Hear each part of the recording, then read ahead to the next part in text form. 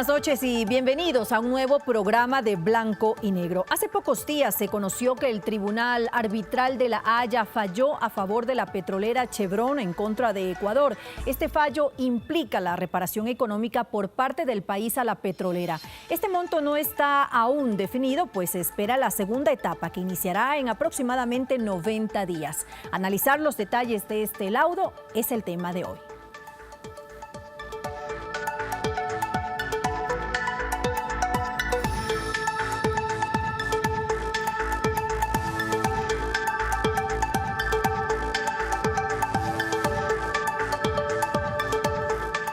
En un plazo de 2 a 4 años podría hacerse efectiva una indemnización del Estado ecuatoriano a Chevron. La Procuraduría busca interponer el recurso de interpretación para aclarar pasajes del laudo y, por otro lado, una acción de nulidad para dejar sin efecto el fallo del tribunal. El procurador Íñigo Salvador expuso ante la Comisión de Fiscalización de la Asamblea los antecedentes y alegatos que determinaron el laudo arbitral del pasado 30 de agosto en el caso conocido como Chevron 3. Pero además dio a conocer los mecanismos de defensa en los que trabaja la institución. Debe versar necesariamente sobre temas relativos a la falta de competencia del tribunal para haber dictado el laudo que dictó. Los dos deberán ser presentados en un máximo de 90 días, aunque en el caso del pedido de nulidad su respuesta toma mucho más tiempo en resolver y no suspende el laudo que de todas formas sigue siendo parcial. Quiere decir que a pesar de que presentemos la acción de nulidad, el arbitraje proseguirá en su última fase, que es la fase de cuantificación. Pero aún en el caso de que fuera corto, es un proceso que no demorará menos de 2 años. Pero en esta sesión de la Comisión de Fiscalización también fueron recibidos los afectados por la contaminación de la multinacional petrolera. Ellos insisten en la inaplicabilidad del laudo y eso esperan como respuesta del Estado a través del procurador, con quien se han reunido en 2 ocasiones, la de este miércoles, de manera más corta.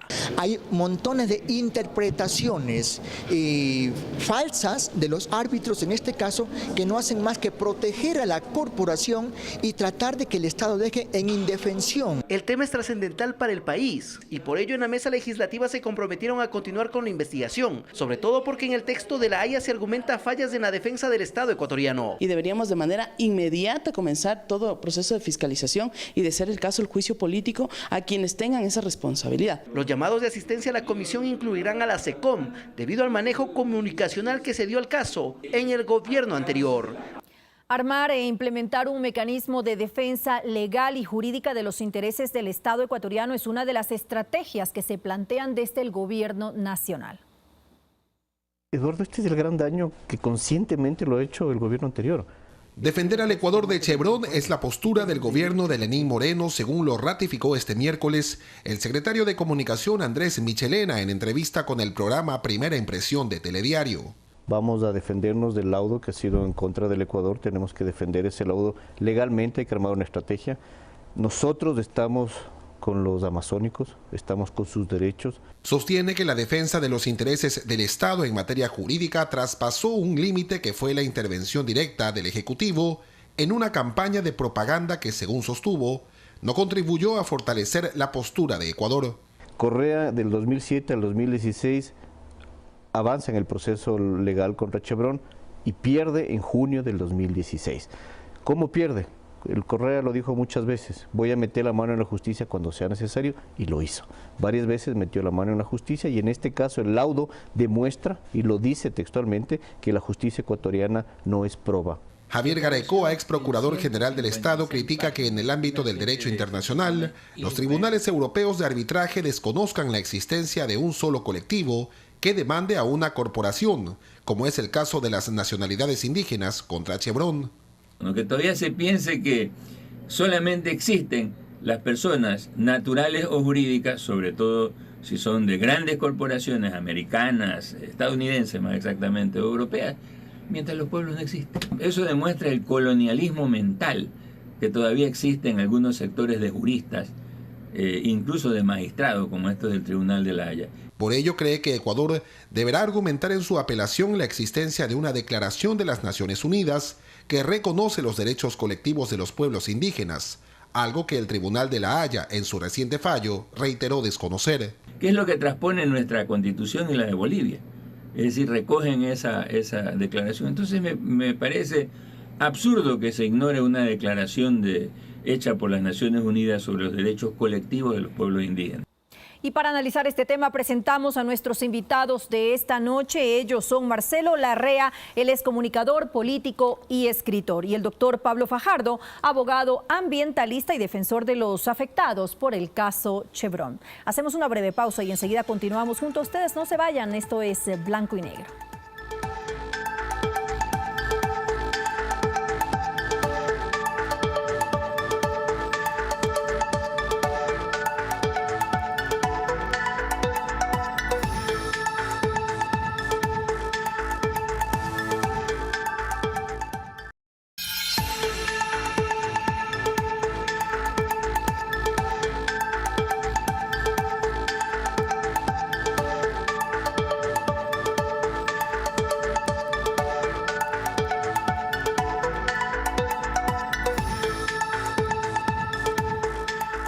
Esto es Blanco y Negro, gracias por acompañarnos. Doctor Fajardo, quiero iniciar con la parte humana. ¿Cuántas personas han sido afectadas por esta contaminación? Inicialmente, en la primera demanda, que fue en 1993, eran 30.000 personas las que estaban justamente detrás de esta demanda. ¿Cuántas son ahora?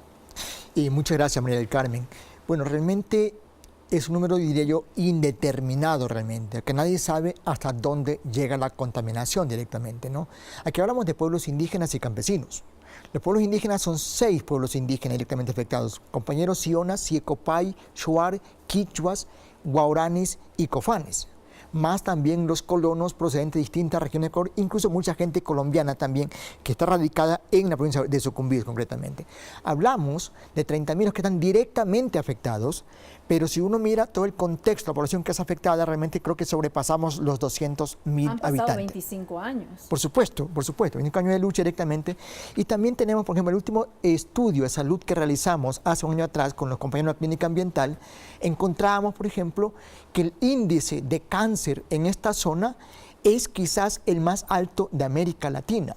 Hay tipos de cáncer, como el cáncer de pulmón o el cáncer de útero en mujeres, que es hasta 8 veces más alto que lo que nos arroja el Registro Nacional de Tumores directamente, ¿no?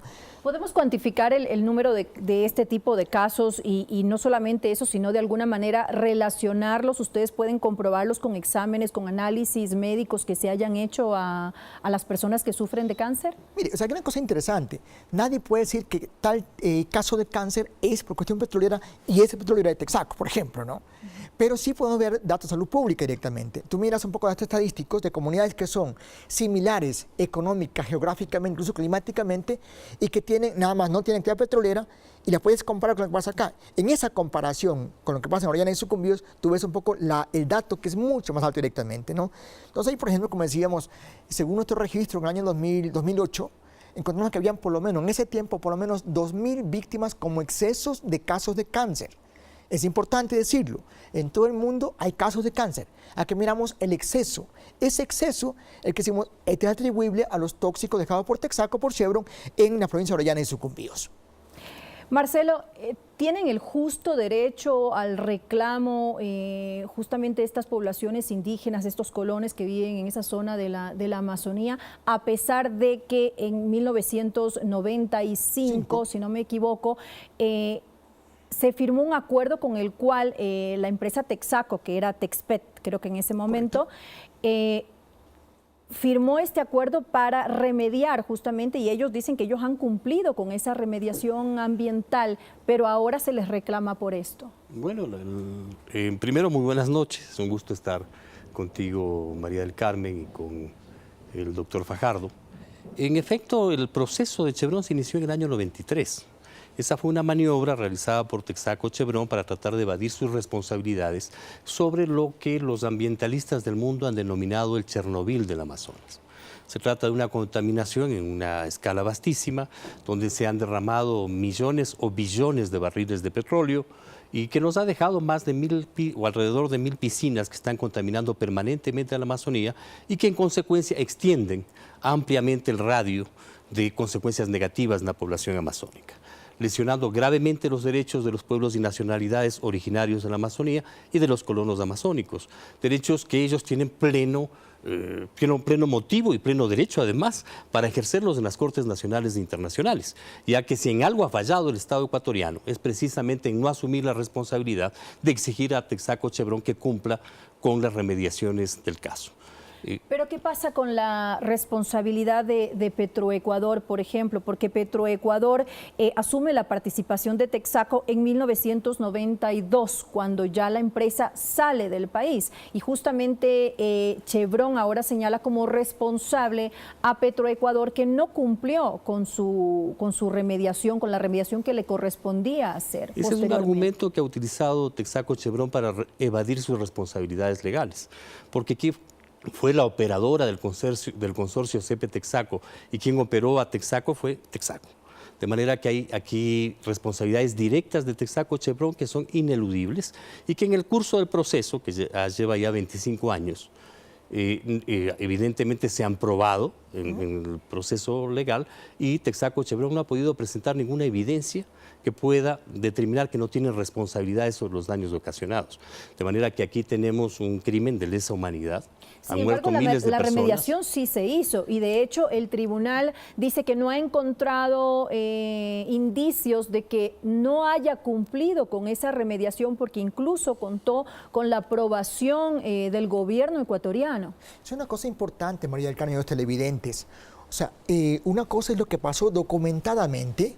Documentadamente, sí, el Estado ecuatoriano en el año 98 liberó a Texaco de toda responsabilidad y suscribió el acta final, en la que aceptó la supuesta remediación como válida. Pero hay dos cosas de ahí. Una es, en la práctica, uno va a cualquier sitio que supuestamente remedió Texaco y encuentra hidrocarburos. Ahí, o sea, las piscinas nunca se remediaron. Lo que hizo fue Texaco fue sacar la parte visible y poner tierra encima para que no se vea nada más, ¿no? Y segundo, la Contraloría del Estado ecuatoriano, año 98 al 2001, hizo un examen especial a los sitios que Texaco supuestamente remedió. Y la propia Contraloría determina que Texaco no cumplió con el contrato. Está el informe directamente, y luego fue a la Fiscalía incluso, ¿no? Entonces Texaco nunca remedió. Primero, Pero esto fue en el año 2006. No.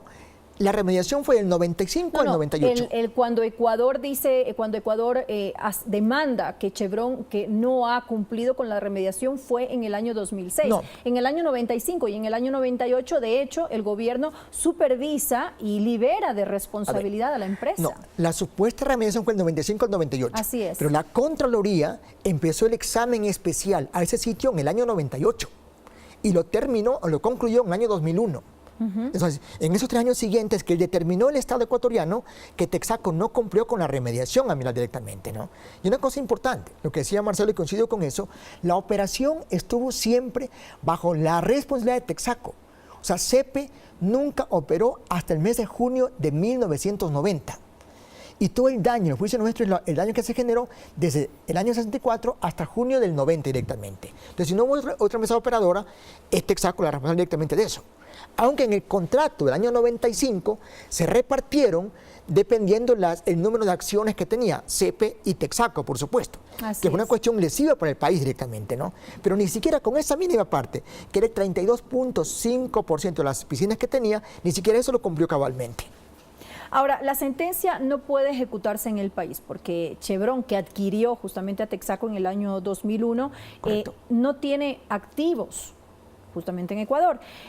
Ustedes se han visto obligados a acudir a instancias internacionales, a cortes internacionales. Sin embargo, de las jurisdicciones a las que se ha acudido, no han aceptado cumplir la sentencia, que han sido en Estados Unidos, en Argentina, Brasil y Canadá. ¿Por qué se da esto? ¿Por qué no aceptan ejecutar esa sentencia? A ver, únicamente hemos recurrido a 3 cortes extranjeras para homologar nuestra sentencia, que es Brasil, Argentina y Canadá. A Estados Unidos nunca hemos ido a validar nuestra sentencia directamente. Fue rechazada en Brasil y Argentina. En Canadá aún está el proceso pendiente todavía. Tenemos una apelación pendiente en la Corte Suprema canadiense que tenemos esperanza y opciones de llegar directamente allí. Pero ¿qué pasó en Brasil y Argentina? ¿Por qué se rechaza el caso? Porque el problema mucho más allá, es un problema, yo diría, supranacional, global directamente, de la impunidad corporativa global. O sea, el argumento con lo que los jueces de Brasil y Argentina rechazan nuestro caso es por decir que los bienes o el patrimonio que tiene Chevron en Argentina y en Brasil pertenece a Chevron Brasil, es decir, a la subsidiaria, y que la empresa que fue condenada en Ecuador es la matriz. Según ellos, hay una división de patrimonio. O sea, divide la matriz es decir, con la no es aplicable para ellos entonces poder ejecutar esa sentencia. Exacto. O sea, que una cosa importante. Cuando Chevron... Discúlpame, hay un argumento que es falso. La Coca-Cola es la Coca-Cola en todo el mundo. Alguien puede decir que las responsabilidades de Coca-Cola son distintas porque hay Coca-Cola Ecuador, Coca-Cola Estados Unidos, Coca-Cola Francia. Y por lo tanto es una maniobra inadmisible, claro, de Texaco Chevron para evadir sus responsabilidades. Y tratan de presentarla como si la justicia argentina y de otros países se negase el cumplimiento de una sentencia legítimamente expedida por la legislación ecuatoriana o por las cortes ecuatorianas. Pero hay un caso más todavía, Marcelo y María del Carmen. En Ecuador, por ejemplo, cuando Texaco salió, habían 6 juicios de carácter comercial dentro de Ecuador. En el año 2006, Chevron presentó el caso conocido como Chevron 2. Eran por operaciones de Texaco. Y Chevron presentó un juicio ya, un arbitraje, Chevron 2, ya como Chevron.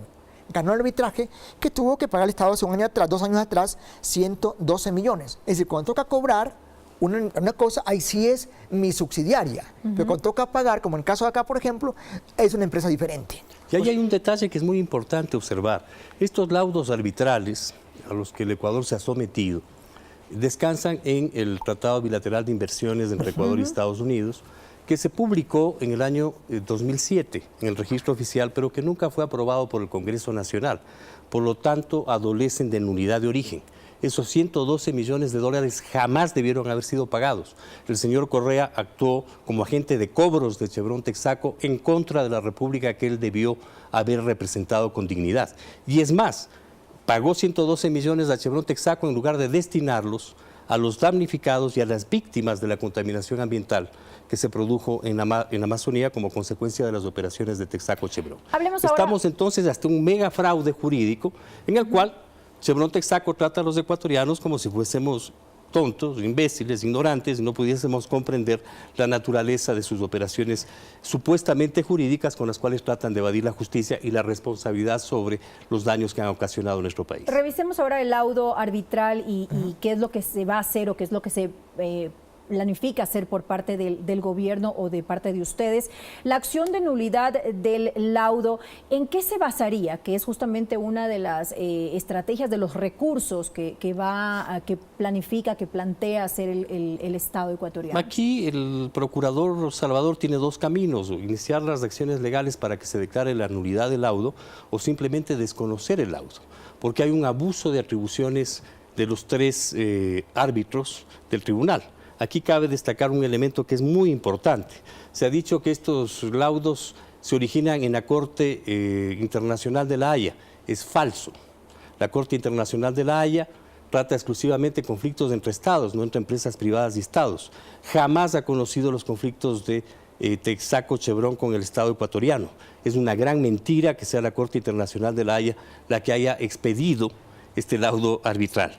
Es un laudo que se origina en el Tratado Bilateral de Inversiones, que, como decía hace un momento María del Carmen, se puso artificialmente en vigencia en el año 97 y que por lo tanto no tiene efecto retroactivo en relación a la protección de las inversiones de Texaco entre el 64 y el 92, en primer lugar. Y ningún tratado bilateral de inversiones garantiza a ninguno de los inversionistas impunidad respecto a las consecuencias nefastas que puedan ocasionar sus operaciones. De manera que el uso de este tratado bilateral de inversiones para encubrir las responsabilidades de Texaco Chevron es jurídicamente inadmisible.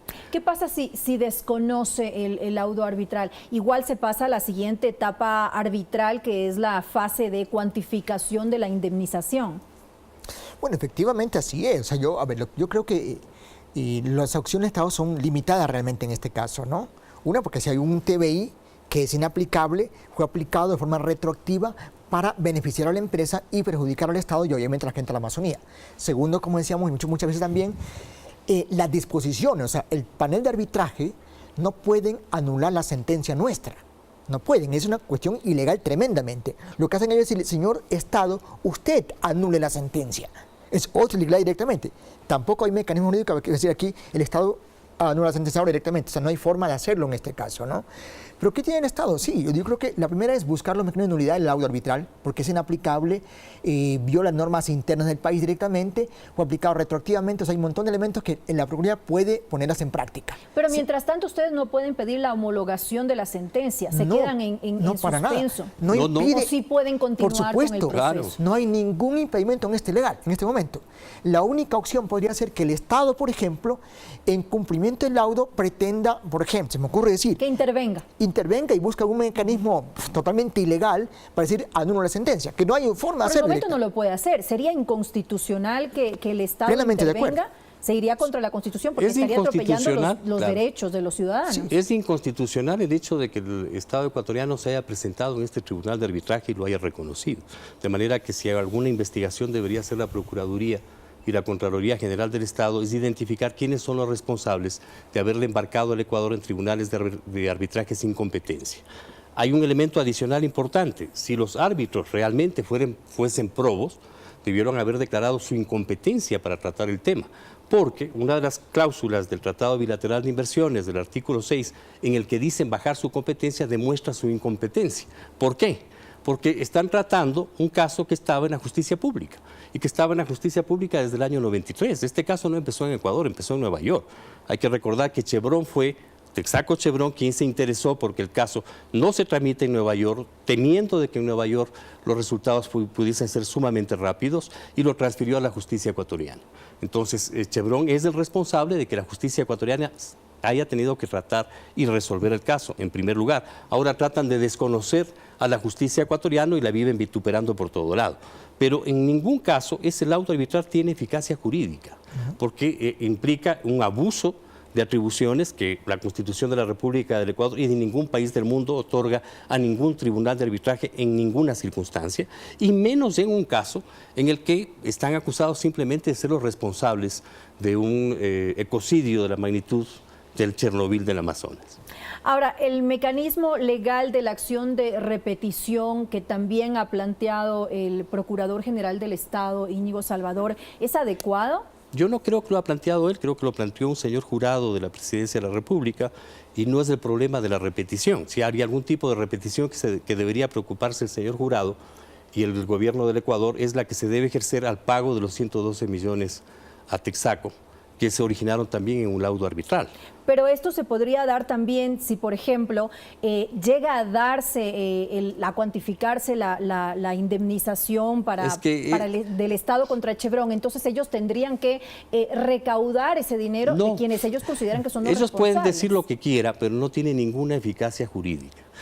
Porque estamos frente a un tribunal que sea un tribunal de arbitraje que no tiene ninguna jurisdicción de ninguna naturaleza, que basa su competencia en un tratado bilateral de inversiones que niega su competencia en la materia y que por lo tanto esencialmente es nulo.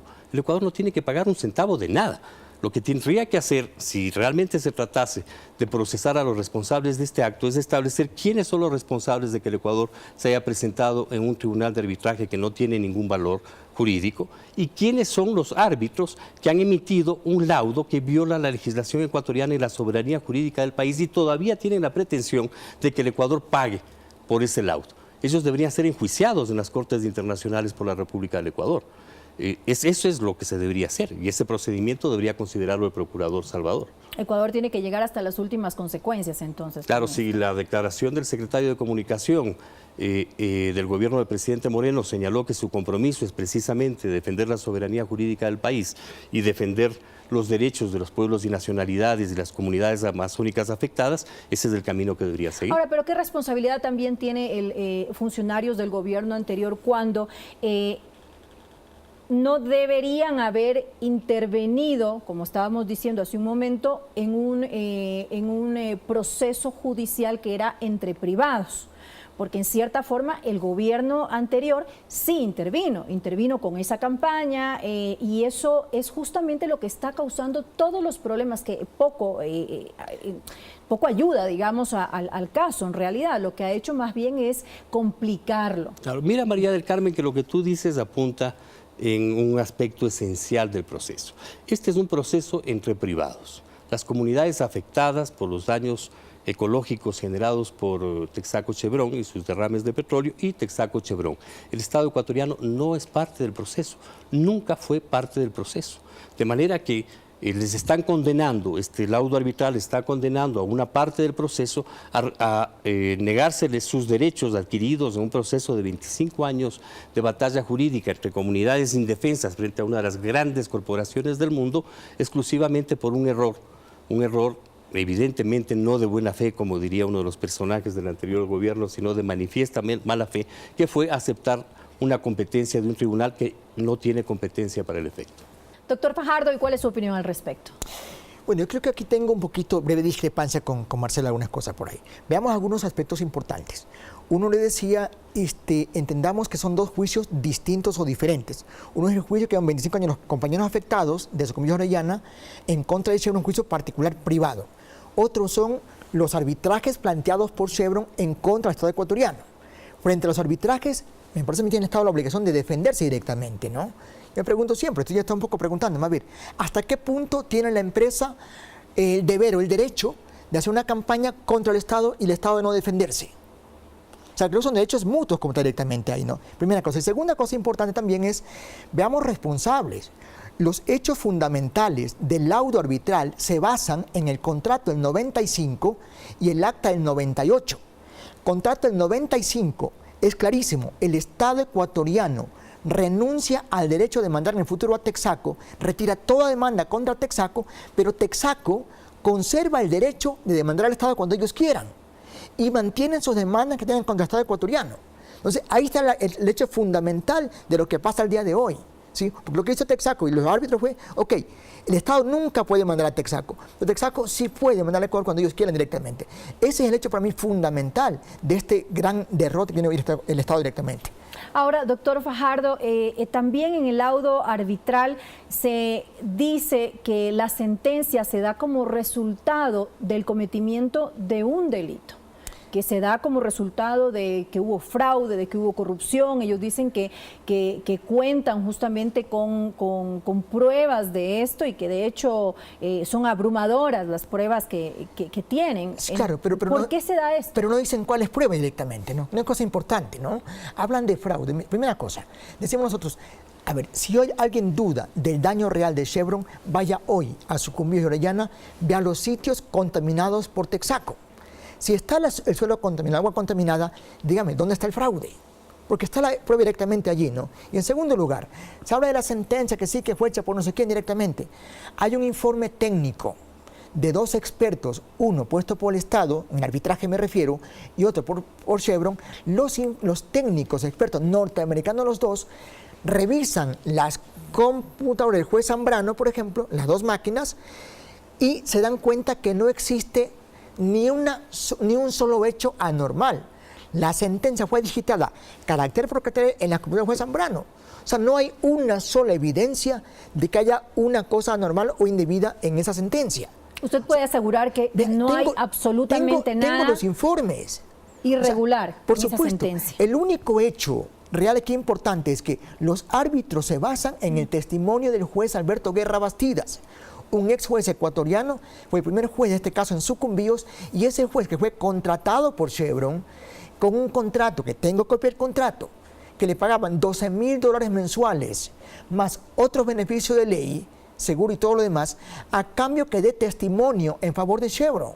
Y ese ex juez confesó en el mismo arbitraje que él mentía porque Chevron le pagaba. O sea, a ese mentiroso confeso le hacen caso los árbitros y con eso condenan al Ecuador. Así es, porque justamente eso está en la parte 10, está número 1, o sea, está justamente, es lo más importante, digamos, para que se tomara esta decisión, que no se hizo con transparencia, que no se tomó con transparencia la decisión de esta sentencia en contra de Chevron, y justamente por eso ahora estamos... Y como puedes ver, María del Carmen, las evidencias de los peritos de las dos partes revelan que es falso. De manera que el uso de ese argumento por parte de Texaco Chevron y de los árbitros que actúan en este tribunal de arbitraje carecen de todo fundamento objetivo y de todo fundamento legal. El Ecuador está frente a un gran fraude jurídico orquestado para negar su responsabilidad, en este caso de Texaco Chevron, en los daños gravísimos ocasionados a la Amazonía ecuatoriana. Todos los ecuatorianos, más allá de todo tipo de diferencias y afinidades, tenemos la obligación de cerrar filas en defensa de la Amazonía, en defensa de las víctimas del Chernobyl del Amazonas, en defensa de la soberanía jurídica del país y obviamente apoyar la decisión que debe adoptar el Procurador General del Estado de declarar la nulidad y la inaplicabilidad del laudo arbitral de este tribunal. Marcelo, pero ¿qué presión puede tener en estos momentos el Estado ecuatoriano cuando justamente se está buscando fortalecer las relaciones comerciales con Estados Unidos y en algún momento se dijo que el gobierno de Estados Unidos estaba interfiriendo de alguna forma con este caso? Sería gravísimo que un gobierno de cualquier país del mundo interfiera en contra de la justicia. No creo que el gobierno de Estados Unidos tenga el descaro de hacer una cosa de esa naturaleza. Y si lo hace, es pertinente que se lo denuncie, porque eso puede lesionar gravemente nuestras relaciones internacionales, en lugar de protegerlas. Encontramos que el caso de Texaco Chevron es un caso no del Estado de Estados Unidos versus el Estado de Ecuador, es el caso de una empresa de Estados Unidos versus el Estado del Ecuador. Pero además, vale la pena observar que el 39% de accionistas de Texaco Chevron, el año pasado y este año han exigido en la Junta de Accionistas de la empresa que modifiquen su comportamiento frente al Ecuador, porque consideran que ese comportamiento es absolutamente inaceptable para ellos. Y ese 39% pronto será el 51%, porque este tipo de maniobras ilegales, abusivas, típicamente coloniales, en contra de una nación y de un pueblo como el pueblo amazónico que ha luchado heroicamente 25 años por sus derechos, son inadmisibles en el mundo de hoy.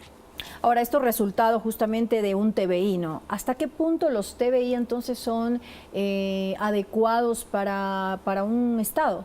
Y hay una cosa importante y también ahí es un buen tema, ¿sí? Porque en el informe de la Comisión Caitiza, que se creó en el gobierno anterior directamente, se reveló, o sea, el espíritu de un TBI es lograr que haya inversión entre los estados que suscriben esos tratados. Y proteger también al inversionista. Por supuesto, ¿no? O sea, que se incremente la inversión y se protege la inversión como tal, ¿no? Pero un estudio que se hizo, en ningún caso se incrementó la inversión, en ningún caso directamente. Y el segundo hecho importante es que el Ecuador ha tenido que pagar, o tiene que pagar más o menos unos 13.000 millones de dólares por arbitrajes en base a los TBIs. Entonces, el beneficio no se compara en nada con el perjuicio que tiene todo el país como tal. Una cosa bien grave, ¿sí? Yo digo siempre, hay países con los que no hay ningún TBI y hay una buena inversión, ¿sí? Hay países que no tienen, o sea, por ejemplo, Brasil no tiene ningún TBI y tiene inversiones de todo el mundo directamente. Entonces, los TBI benefician o perjudican la economía nacional. Son un arma de doble filo, entonces, para los gobiernos. Más que de doble filo, de un filo muy definido, ¿no? Y en el caso ecuatoriano, además, la Constitución del 2008 establece claramente que ningún asunto podrá ser sometido a arbitraje internacional, de manera que son inconstitucionales. Y el otro tema adicional es que no hay TBI en el mundo, suscrito entre ningún país con ningún otro país del mundo, que proteja graves violaciones a los derechos de los pueblos y nacionalidades, graves violaciones de derechos humanos ni ecocidios.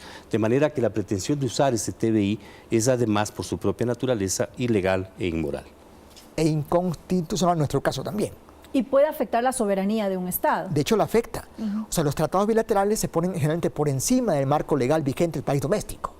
Y en el caso nuestro, por ejemplo, o sea, fíjense la gravedad del asunto. Por intereses, ¿no?, económicos. O sea, disponer y planear arbitraje al Ecuador, al Estado, que anule una sentencia, eso es gravísimo. Es ordenar al Poder Ejecutivo que se inmiscuya en la función judicial sin tener facultad legal para hacerlo directamente. O es decir, que se impida que se ejecute la sentencia. Es dejar sin acceso al derecho a la gente de la Amazonía ecuatoriana. Es curioso que ellos están acusándole al Ecuador, ¿no?, de que supuestamente el gobierno ecuatoriano metió las manos en la justicia para que se emita una sentencia en contra de Texaco Chevron y le están pidiendo al Estado ecuatoriano que haga eso. Contradictorio. Que el gobierno, el Poder Ejecutivo intervenga sobre la justicia y anule la ejecución de una sentencia legalmente emitida por las 4 instancias procesales que existen en el país, desde el juez de alzada hasta la Corte Constitucional, lo cual es realmente insólito. Lo que vemos aquí es que hay una conspiración para instituir un fraude jurídico en contra del país que felizmente no tiene ninguna eficacia jurídica, de manera que el gran susto que ha sufrido el país de que nos va a tocar indemnizar a Chevron Texaco no tiene ningún sentido. Una actuación seria de parte del Procurador General del Estado debe ser, evidentemente, denunciar este tratado, no este tratado, sino este laudo arbitral, e iniciar los procesos legales contra los árbitros que han asumido funciones que el famoso TVI, en el que dicen basar su competencia, no les confiere. Tenemos que hacer una breve pausa, pero antes de eso, doctor Fajardo, le quiero hacer una pregunta. Usted dijo que nunca fue parte de la campaña La Mano Sucia de Chevron. Sin embargo, hace pocos días Andrés Páez mostró unos documentos con los que se deja en evidencia que usted supuestamente había recibido $86,000 por parte de la SENAIN. Y esto tenía alguna relación justamente con esa campaña. Mira, cosa importante ahí. Primero, yo insisto, jamás cogí ni un centavo nadie directamente ahí. Segundo, vinieron muchas celebridades directamente acá a la Amazonía ecuatoriana. Nunca como UDAP, por ejemplo, participamos en ninguno de esos encuentros. O sea, nunca directamente. Venía la gente... ¿Y ese pago? Ese pago, pues perdóname, yo te lo conozco como tal. ¿Sí? Aquí hay una cuestión importante, o sea, la campaña de Chevron siempre ha sido desviar la atención a cosas un poco paralelas o distintas como tal, poner para que el país discuta otra cosa diferente, del tema de fondo, las víctimas, los pueblos indígenas, la Amazonía como tal, que nadie toque esos temas. Eso pasa en cosas como desviar la atención de la opinión pública directamente a discutir temas que son distintos al problema de fondo. No caigamos en la trampa. El tema de fondo es la Amazonía, los pueblos indígenas. Yo esto ya decía también, miren, por ejemplo, ¿no? Cuando uno va por la calle, de repente viene un conductor, por cualquier tipo de cosas, atropelló a un paciente, a una persona, que de repente en la calle tendido, ¿no? ¿Usted qué hace? ¿Sale corriendo tras el vehículo que atropelló o auxilia primeramente al paciente? Por lógica, primero coge al paciente y ponga un buen recaudo como tal, ¿sí? Pero en este caso hay una Amazonía que está muriendo, hay gente que muere todos los días con cáncer, naciendo directamente allí. Atendamos la gente a la Amazonía. Ese es el tema de fondo. O sea, yo pido al país seriedad y ver en este tipo de cosas, no caigamos en trampas de naturaleza que lo que hacen es divertir la atención y descuidemos la Amazonía. Bueno, nos quedamos con ese pensamiento, hacemos una breve pausa y enseguida regresamos junto a ustedes. No se vayan, esto es Blanco y Negro.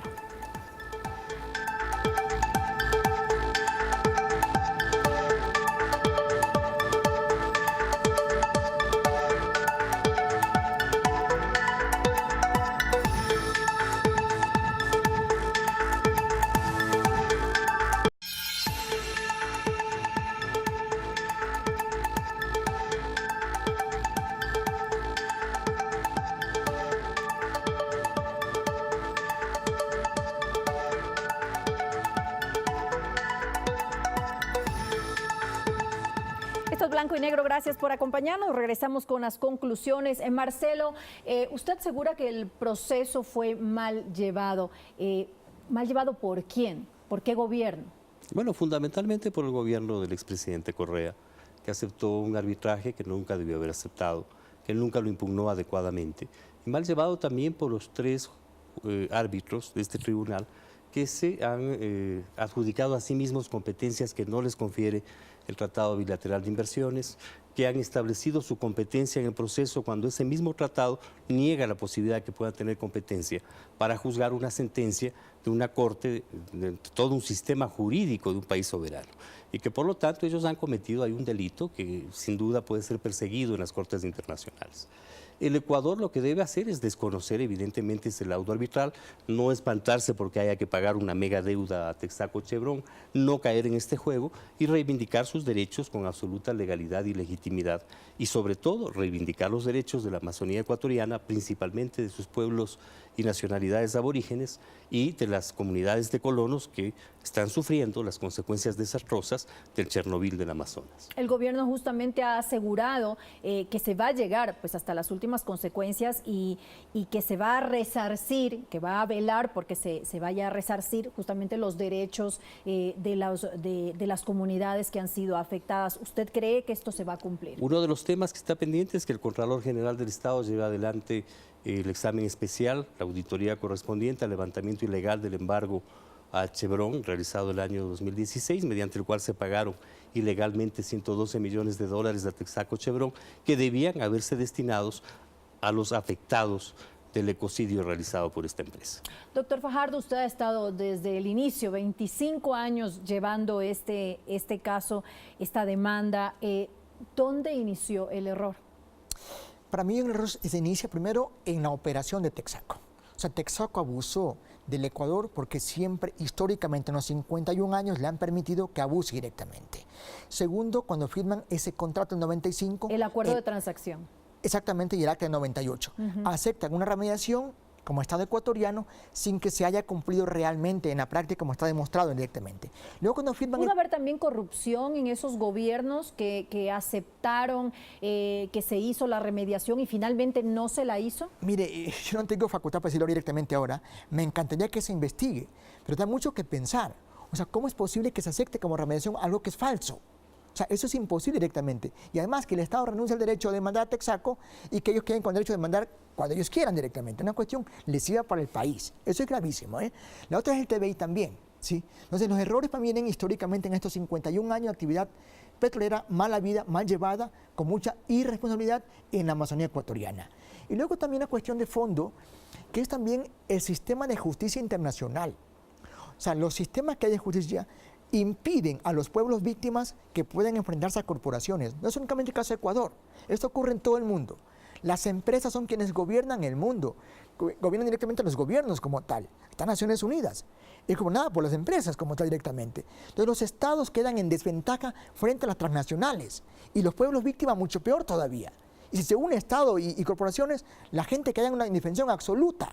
Entonces la cuestión es mucho más, es sistemática. El sistema global permite impunidad a las corporaciones cuando cometen crímenes, como el caso de Chevron en Ecuador, por ejemplo. Y es lo que hay que romper. O sea, hay muchos colectivos, estamos luchando en Naciones Unidas, que haya un tratado vinculante para que regule y sancione los crímenes corporativos también. Que hoy no hay corte en el mundo en el que puede juzgar a una empresa. Se puede juzgar a un Estado, pero nunca a una empresa transnacional en ninguna corte internacional. Es decir, es un llamado también de atención a nivel internacional. A global, es todo el mundo directamente. A nivel global. Sí, nosotros hemos participado muchas veces en este contexto, en esta discusión en Naciones Unidas, en Ginebra, y el problema es global. Lo que pasa en Ecuador es una muestra. Quizás el caso más fehaciente es este, pero casos como este hay muchísimos. Está el caso de Berta Cáceres, por ejemplo, en Honduras, está el caso de la empresa Vale en Brasil, está el caso de Bhopal, o sea, hay cientos de casos en todo el mundo y la realidad es la misma directamente, con Chevron y otras empresas. Bueno, y con esto finalizamos y agradecemos a nuestros invitados por habernos acompañado esta noche. Indudablemente hay que considerar el perjuicio de las víctimas, los afectados por los derrames de petróleo desde hace décadas y su legítimo reclamo por la contaminación de su hábitat. Pero esa defensa debe basarse en su justa causa, con procesos judiciales transparentes que no sean cuestionados ni local ni internacionalmente. Todo esto bajo la protección de los derechos establecidos en la Constitución por parte de un Estado que vela porque se cumplan estos y no intervenga hasta el punto de comprometer la legitimidad de la causa. Y por sobre todo, un Estado respetuoso del ordenamiento jurídico. Y con esto finalizamos. Gracias por acompañarnos. Esto es Blanco y Negro. Nos vemos la próxima semana.